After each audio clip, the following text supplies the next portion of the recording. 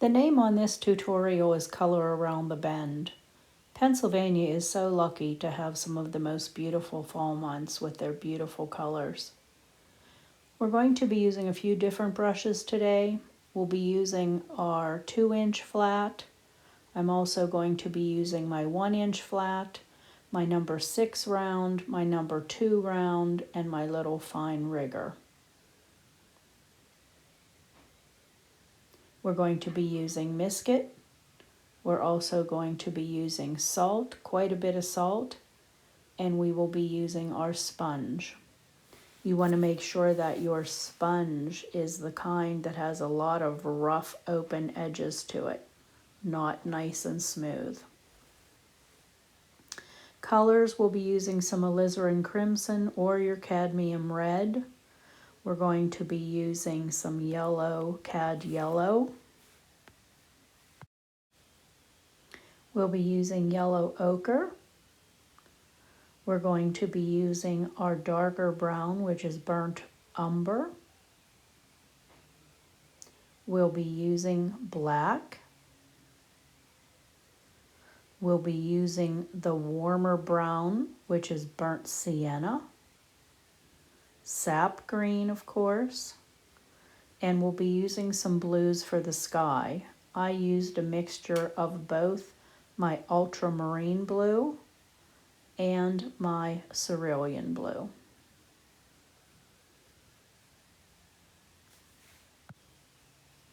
Now if you look, you can see where I put some of my Misket on that white drain pipe on the weeds closest to my barn along the side and the front.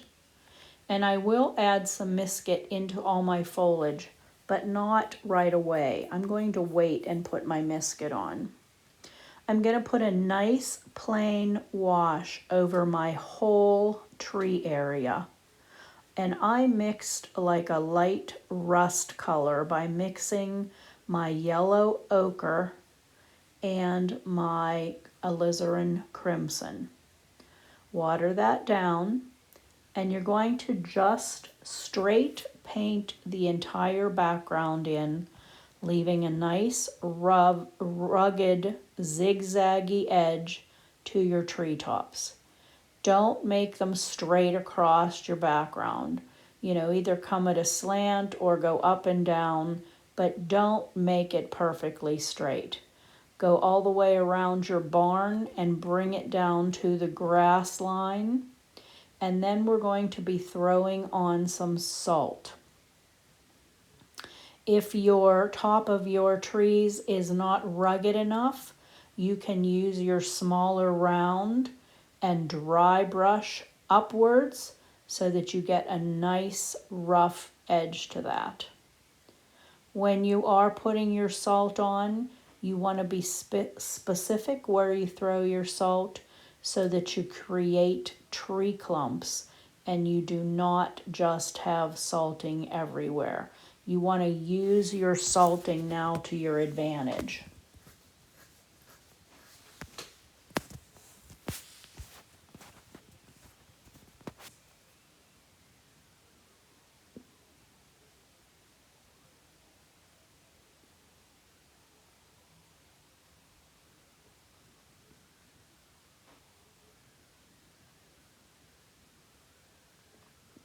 Use your smaller round brush, and that smaller round brush will give you some nice rough edges along the top.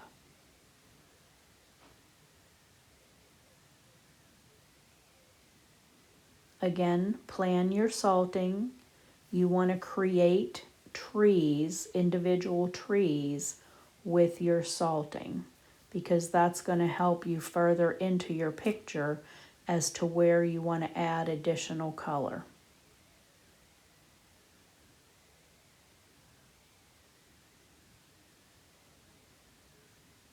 I'm not just throwing salt everywhere.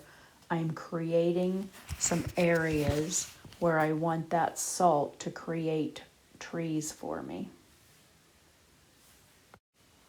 Now I'm going to use that same coloring and go along the edge of the road where the leaves would be piled up along the edge of the road. I'm going to put in that same color. I'm going to dry brush off the edges. I'm going to salt it, and I'm also going to add in some burnt umber and a little bit of black because these leaves are dirty. These aren't nice clean leaves now.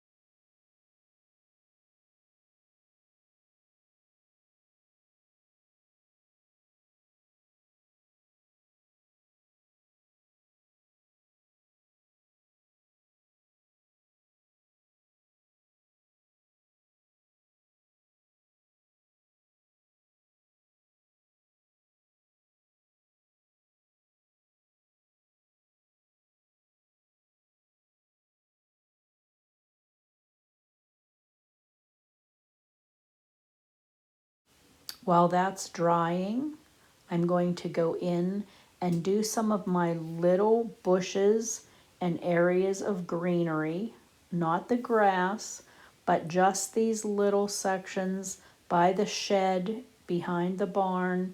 This is just with sap, filling in that area, making the edge nice and rough, putting in a little bit of black at the base here and there to create some depth. Always put in some of your black at your base because that creates a dimension to your bushes or your hedges.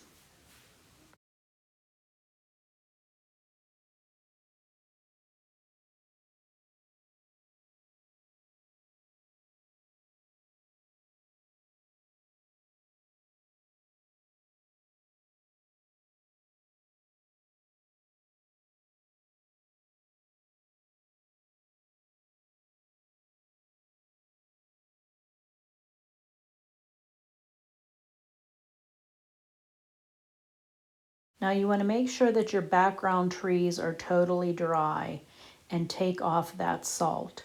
Now I am going to misket in some of those tree trunks. I'm misketing in now so that when I take the misket off, those trunks are already going to have color to them. So make sure your salting is off, and I am misketing in some of those thin trunks and branches. You want to make sure that your salt is off though so that you don't get your misket mixed in with all of your salt. There are going to be branches that are dark in color. You do not have to misket those.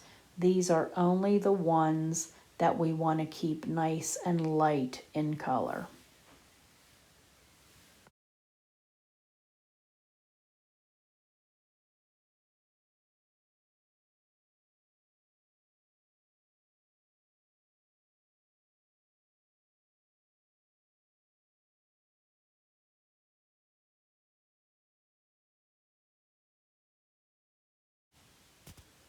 Now while all of that is drying, I'm going in and I am putting in my grass green. Again, this is just sap. I'm painting around all of my leaves that are piled up on the side of the road. This is simply sap green, but while it's wet, I'm going to drag through horizontally some yellow ochre just to change the color of the grasses and the greens. I don't want it to be one flat sap color. So I'm going to drag through some yellow ochre while my sap is wet.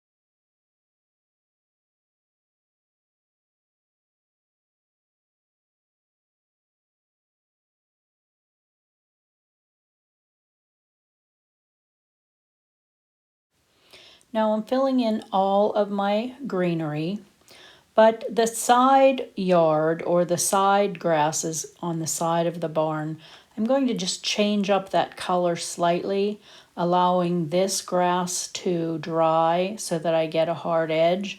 And I'm just going to make that other section of grass just a little bit more yellow, just to change up the color a little bit. If you really don't want to do that, you don't have to, but I want to change up that color just slightly.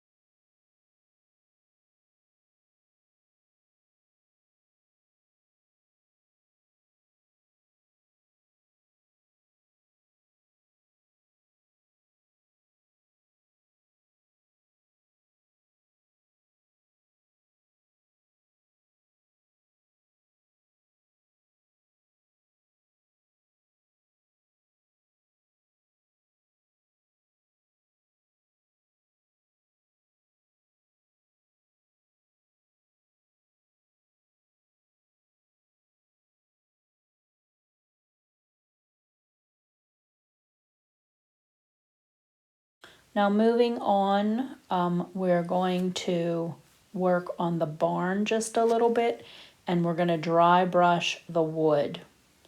I'm using my watered down black to dry brush, but you could use watered down black, you can use burnt umber, you can use cerulean blue mixed with black. I'm going to use a combination of a lot of different colors. So I used some of my watered down black, I used my burnt umber mixed with black, and you're going to dry brush both the top and the bottom sections of the barn, but do it separately. I then mixed up some cerulean blue and black, watered it down, and that's the color that I'm going to paint the road. So I'm painting in the whole road that color. When I finish painting in the road closest to me, I want it to still be nice and wet so that I don't get any hard lines in my road. Not that it would really matter because it is a road, but I don't want any hard lines yet because I will be adding some additional color later.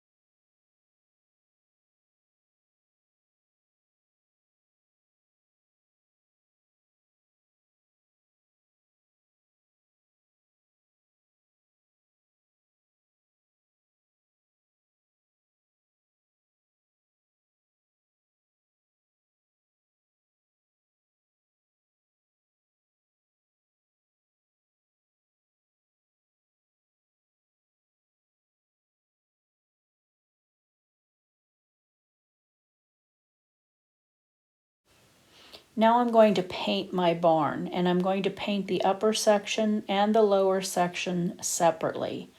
I mixed some black with my alizarin crimson and a lot of water to get a darker reddish color of my barn. Now you could certainly paint your barn with sienna, or you could paint your barn with burnt umber, or you could paint your barn the same color as the road, which would be cerulean and black.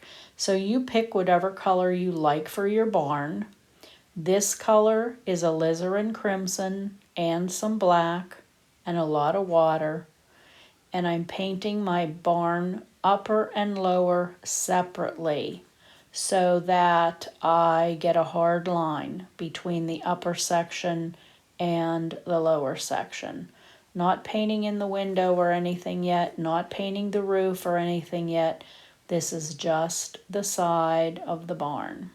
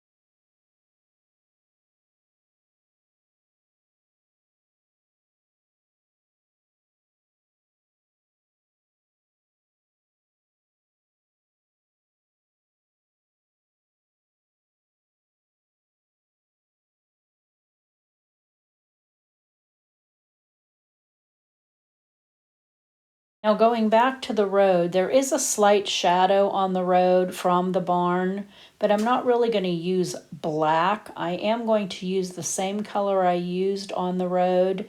I'm going to add a little bit more cerulean blue to that and make my shadow more of a bluish shadow than a blackish shadow. So I just added a little bit more cerulean blue to that color, and I am putting that shadow in totally across the road, across from the barn, making sure that I get up close, nice and close to the leaves that are accumulated on the side of the road. Taking it in, but then I am just watering off the edge so that I don't have a totally shadowed road everywhere.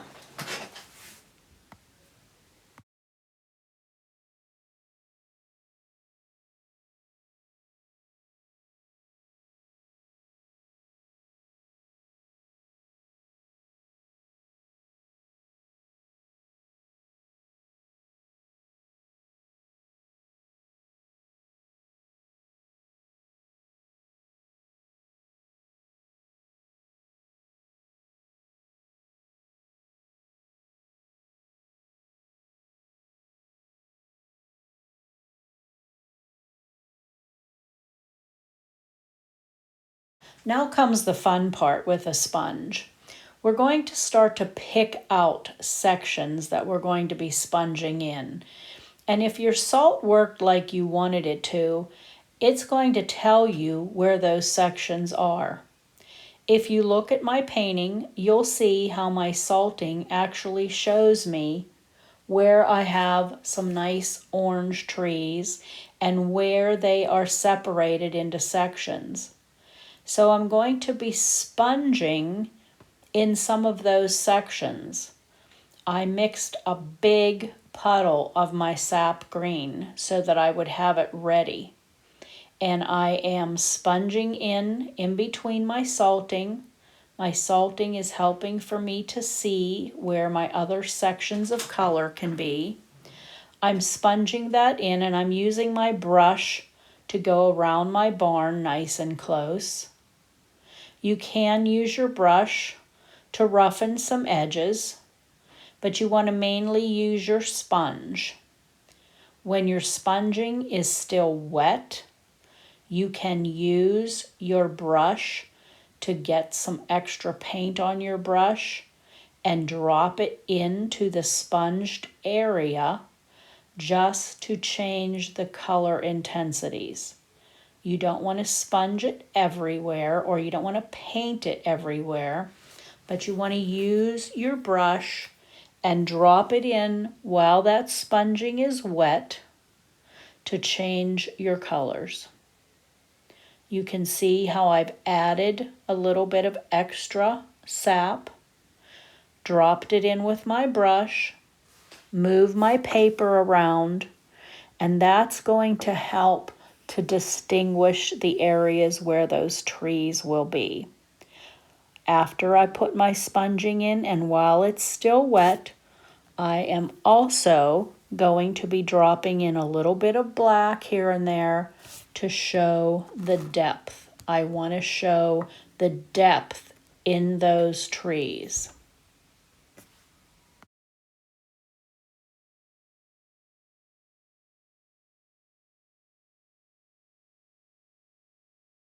Once your greens are dry, you can add in some additional colors by deepening your peaches, your peach colors, or you can use some siennas, or you can simply just leave it as is.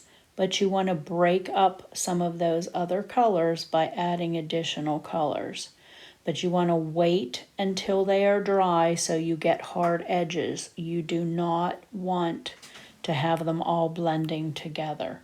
Do a little bit at a time. Less is better. You can always add, but you don't want to turn this into a muddy mess. Take your time.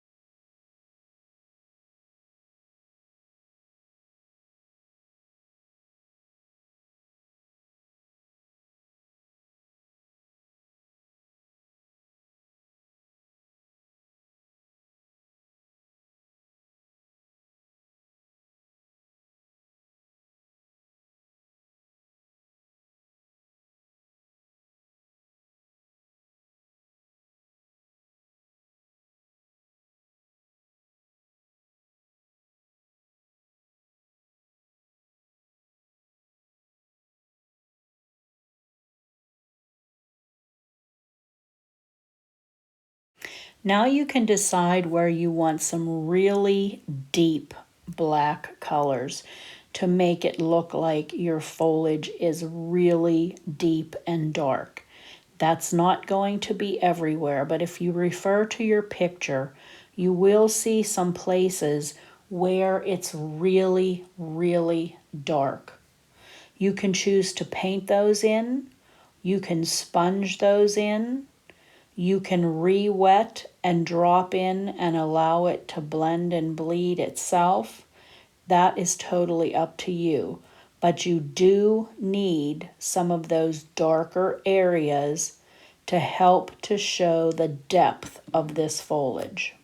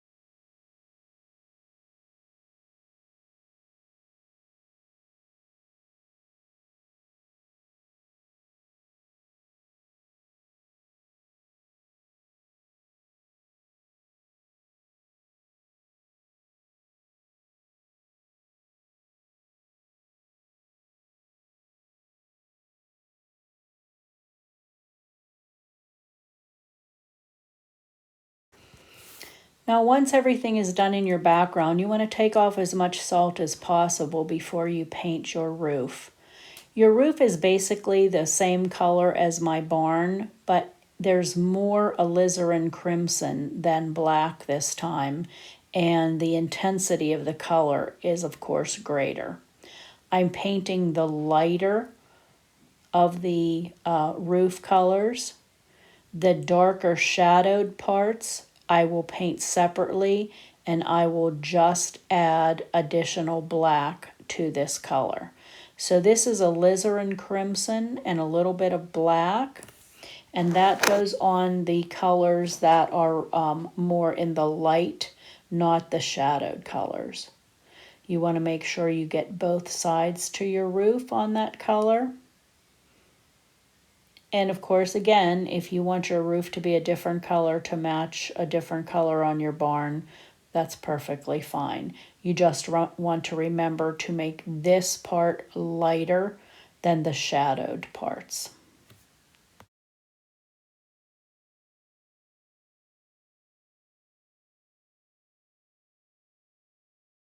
The shadowed parts are going to be darker, so you want to add black to that same color. That same alizarin crimson and black, just add some additional black to it and paint your shadowed parts, which is the front of the barn.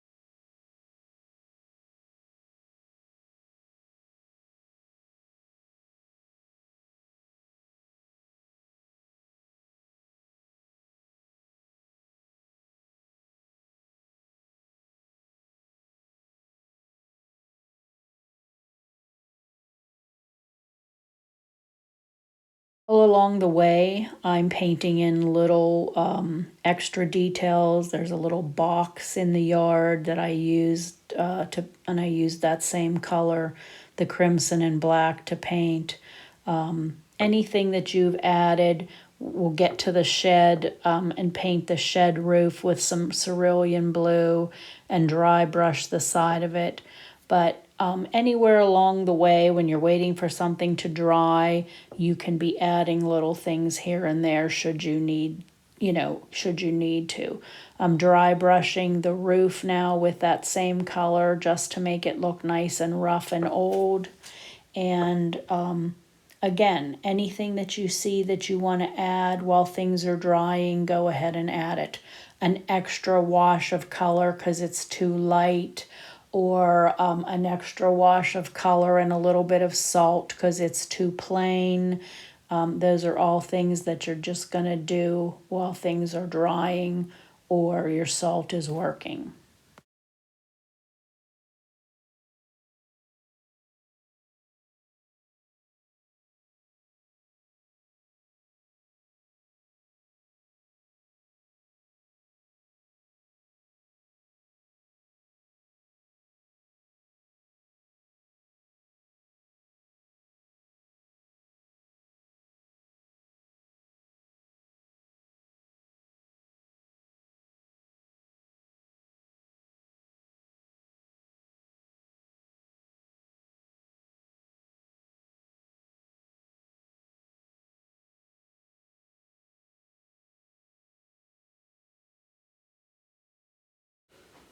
I'm using my gray color and dry brushing the side to the shed. I will put some cerulean blue on the roof. The under the barn, which you can see it, you see through the underside of the barn to the other side. There must be like an old cement-based foundation, and that I'm putting a little bit of gray on, which is my watered down black. All of those things can be done at your convenience. You don't have to do them in any special order.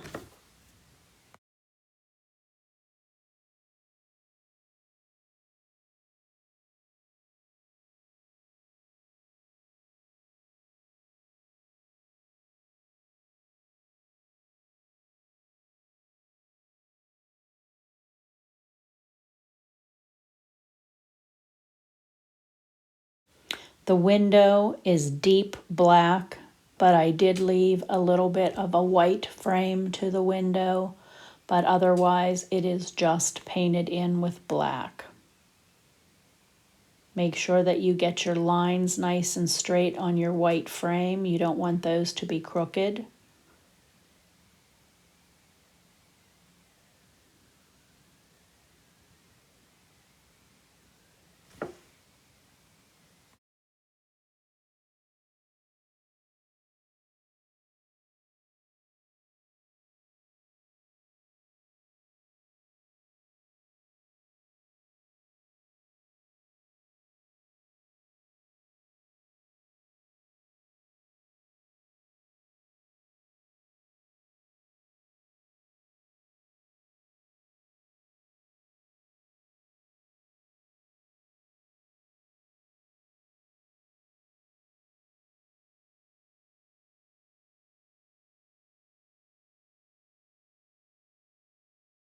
Now the fun part with your real fine rigger. I am painting the lines on the side of my barn that will signify the separate boards. If you don't want to do that with your rigger and you feel more comfortable doing it with a watercolor pencil, you certainly can, but I prefer to do it with my fine rigger. Once I get all of those lines painted in, and I used watered down black for that, then I will eventually go back in and paint some of those boards in so that all of my boards don't look exactly the same. And I'll paint them in with that same color. Some I will paint in with some watered down burnt umber, some burnt sienna, and even some watered down black. But you'll be able to see where I've painted in those extra boards. It's not going to be real eye-catching. I don't want it to be that way. I want it to be more subtle, but I do want to see some different colors in the boards.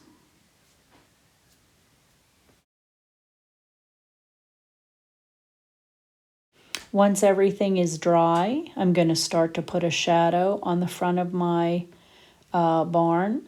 I'm also going to put a shadow under the overhang of the roof and the overhang of the top section of the barn versus the bottom section of the barn. Those overhangs will have a shadow of black put on, and the edge will be softened with water. But that's very important to show the overhang.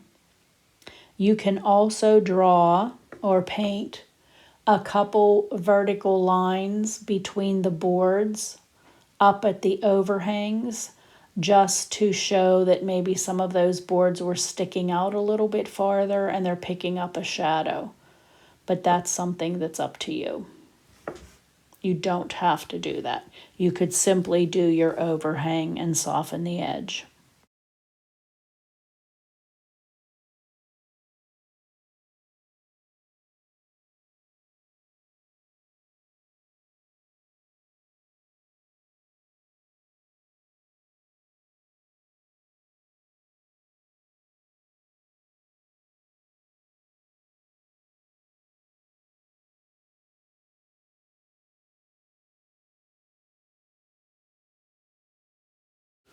Once you have your overhead shadows in, then you can decide which board you may want to put an extra bit of color on and what color you may want, whether you want to just use sienna, whether you want to use burnt umber, whether you use that reddish crimson color. Again, totally up to you, but you want to paint a few boards. You don't have to paint one, skip one, paint one, skip one. You can paint 3 or 4 together, but you want to make sure that you just have some additional color in those boards so that not every single board is exactly the same.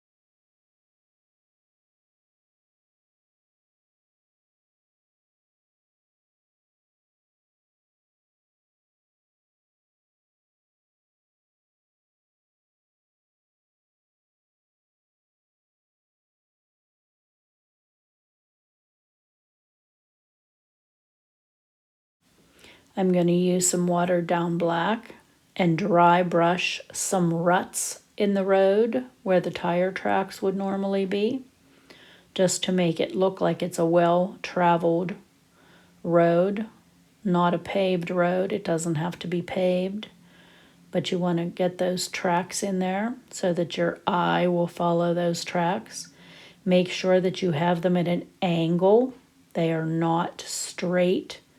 And as they get closer to you, they are wider and they go more towards the left and the right.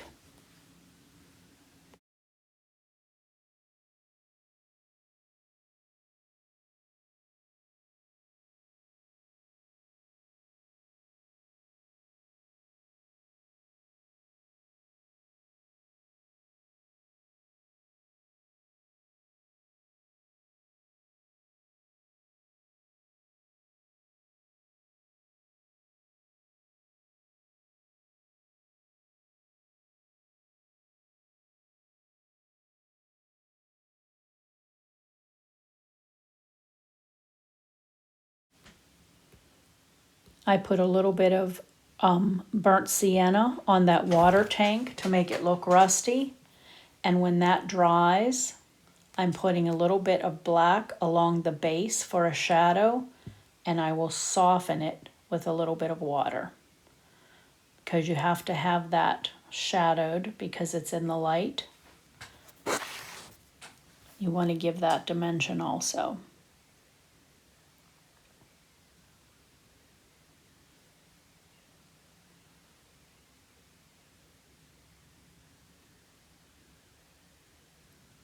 Now, once you've finished all of this part, you want to dry it extremely well and get all of the salting off, especially that salting up at the sky and in that foliage. Get all that salt off so you don't have salt marks in your sky. I'm wetting close to my tree line, just on the lower left part, because I want to keep my sky a little bit lighter there. And then the rest of my sky, I'm not wetting because I want the color to be deeper. I'm mixing my cerulean blue with my ultramarine blue, nice and intense. I'm going to paint it on my whole sky with my big brush, and then I will use my small brush to go ahead and get close to my tree line. Nice and wet ultramarine blue and cerulean blue. And when I get down to the water, to my wet paper, that's when I will go ahead and revert to my smaller brush. I'm going to leave a white line in the wet part of my sky, of my water, I'm sorry, so that it looks like I have some white streaks in my sky.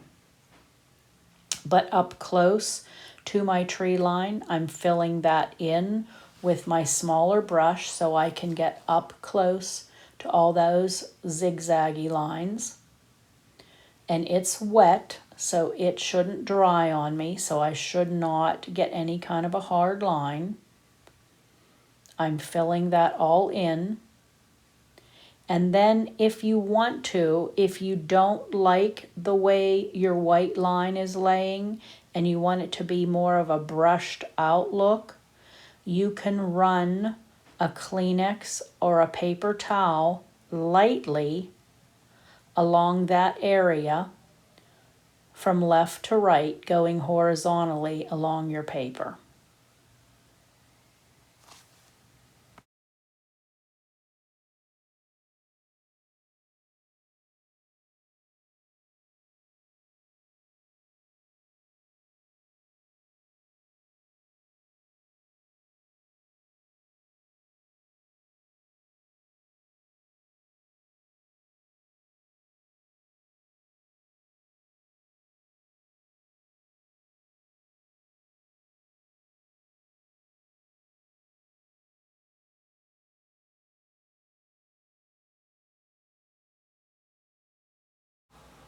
Now all your little detail work, more weeds with your sap green, maybe some sap mixed with black, additional areas that you want to put in, maybe some extra little bushes along a bush line, or an area where your grass is too smooth, you might want to dry brush a little bit.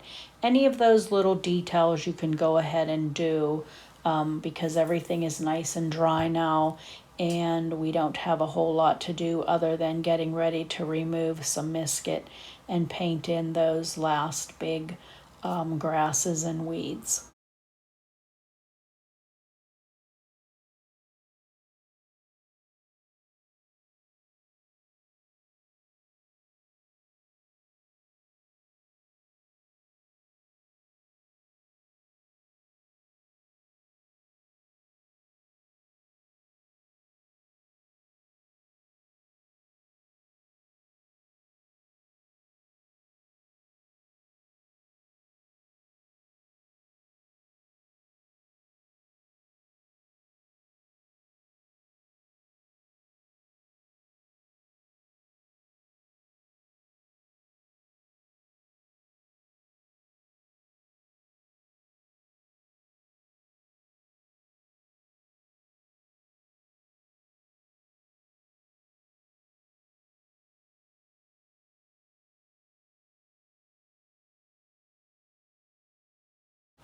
I painted in my posts. I used some burnt umber for my posts. I'm doing a little bit more dry brushing and roughening up those leaves on the side of the road. And my posts can be burnt umber, some can be burnt sienna, some can be black, depends on what coloring you want. The ones farther away from me I made a little bit darker, but the ones closer to me I had, of course, lighter. But all of those posts you can go ahead and paint in and allow them time to dry.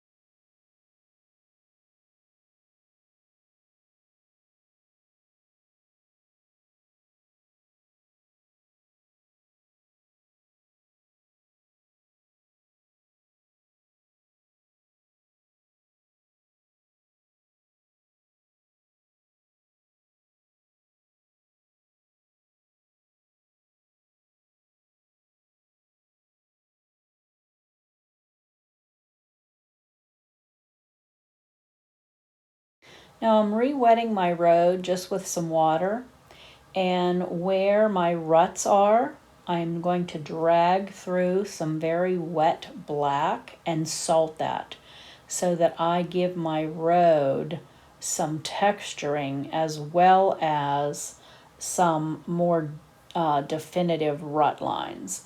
Wet it first with your water. With watered down black, you can repaint in those rut lines, and then you want to go ahead and salt it.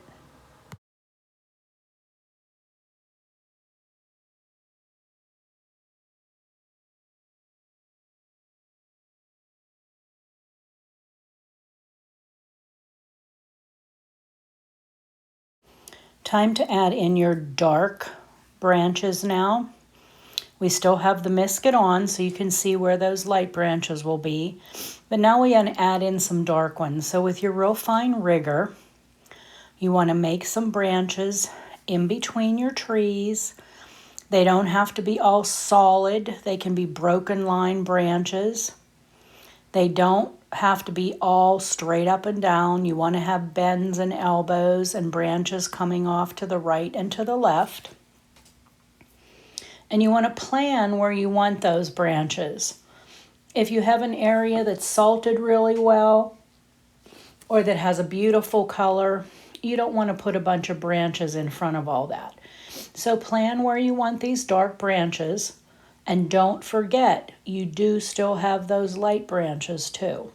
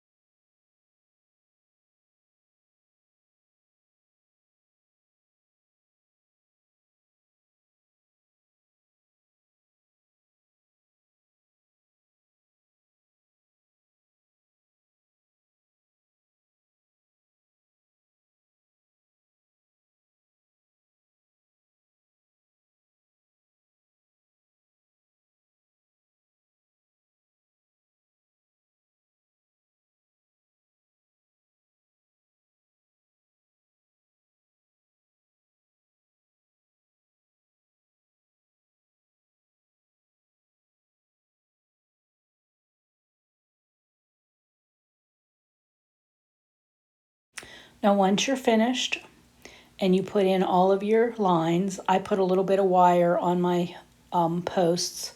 You don't have to do that unless you would want to. Then I'm going to remove all of my misket. I'm going to take off my misket both on my weeds by the barn and my branches and my trunks on my trees. Anywhere where I have some misket, I'm going to go ahead and remove all of that.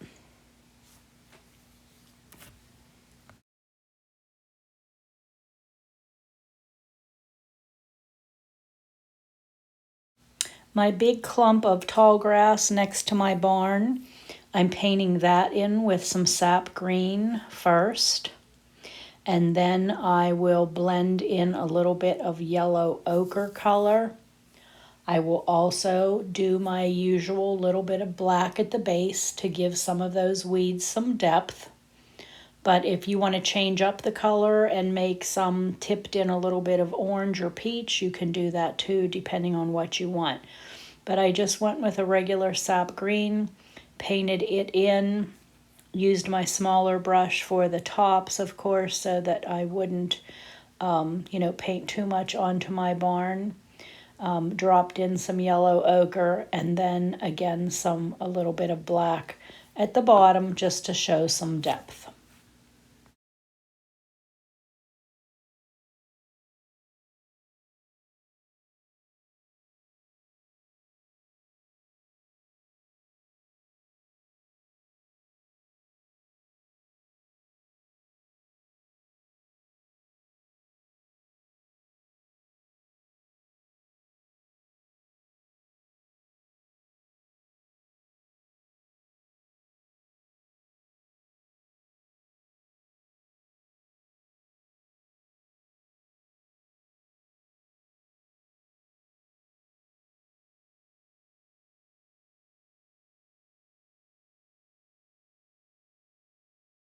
You can throw a little bit of salt on also as you go, or wait until you're all finished painting, depending on how nice and wet you can keep it, and then throw a little bit of salt on just to give that big, nice clump some texturing.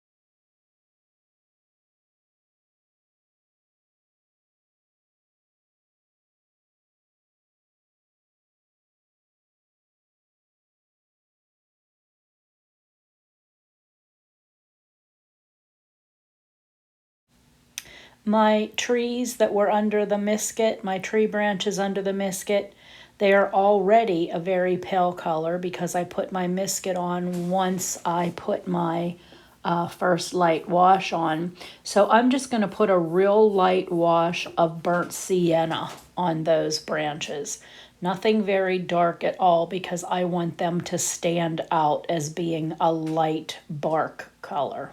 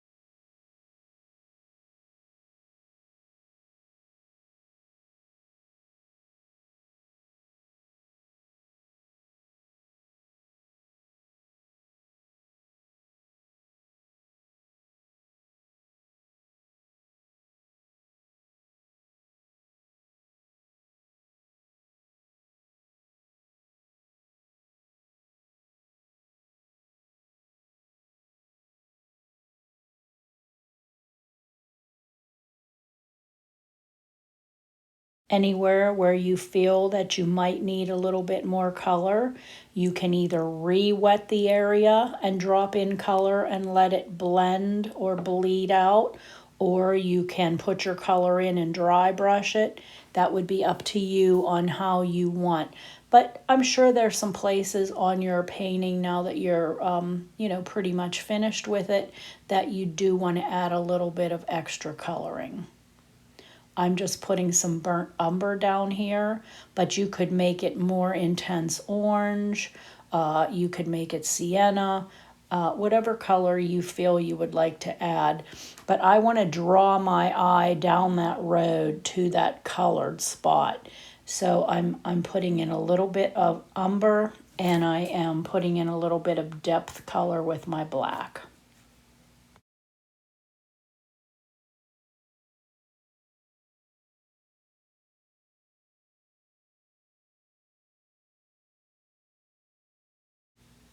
I'm going to add a little bit more blue to my sky just to make my tree line pop out a little bit more. So using that same cerulean blue and ultramarine blue, I'm just picking out a little area in between my trees and adding a little bit of extra blue, and then I'm going to soften it with some water.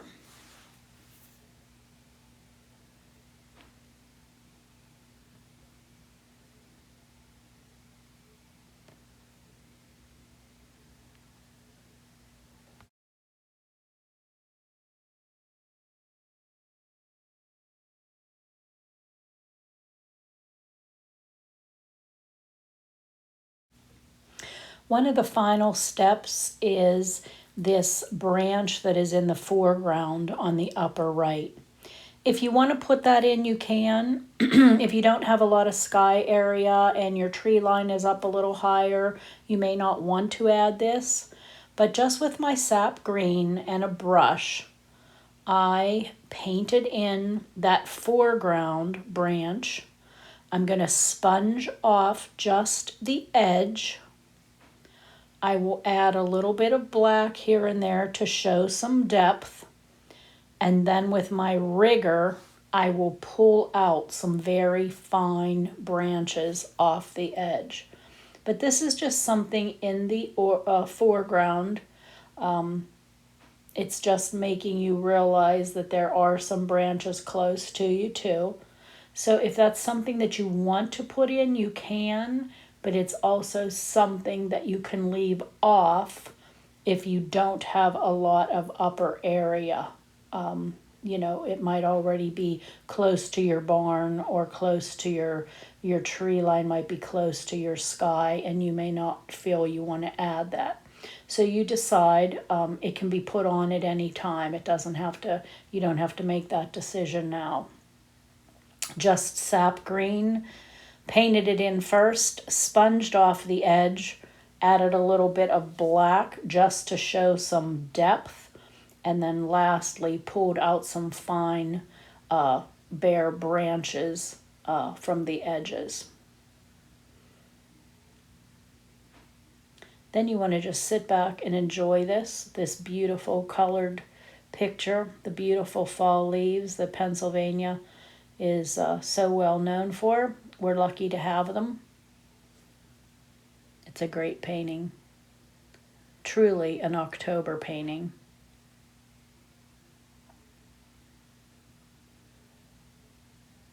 Happy painting.